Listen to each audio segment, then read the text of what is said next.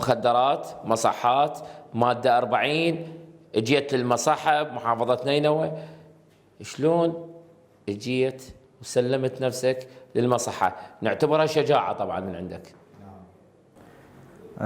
ساءت حالتي وتوجهت على مكافحة المخدرات وتوجهنا على العلاج، لأنه أني من 2014 عند سقوط الموصل تعلمت عليها واستمريت إلى هاي السنة.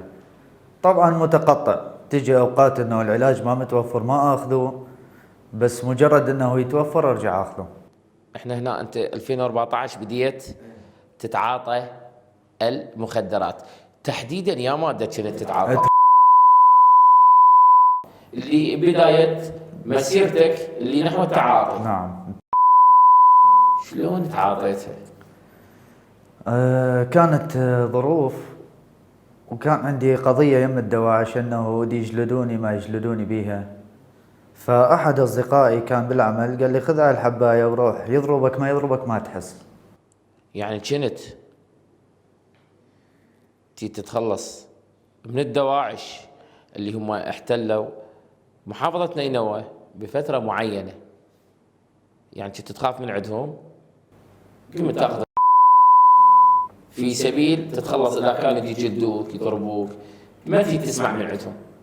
لا أنا أسمع من عندهم يعني، بس كانوا يمسكوني على لا العفو، ما تريد تسمع من عندهم الشيء الخطأ، لأن احنا اليوم داعش وأذى محافظتنا محافظة نينوى ودمروا ما دمروا هاي المحافظة، اللي هم اجوا ورادوا ينشرون المخدرات.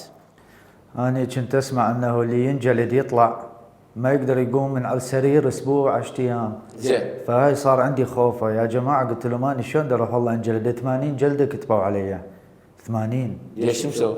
على جقاير وبنطرون وهوية ما كنت شايل. يعني شنو كان اللي يشرب جقاره ويلبس بنطلون أي. يجلدوه الدواعش؟ اي نعم 80 جلدة وقت صلاة 80 جلدة. اي خليه يسمعون، خليه يشوفون، خليه يعرفون من هم الدواعش، الانذار. بلعت حبايتين ورحت انجلدت وطلعت ما حسيت بيها.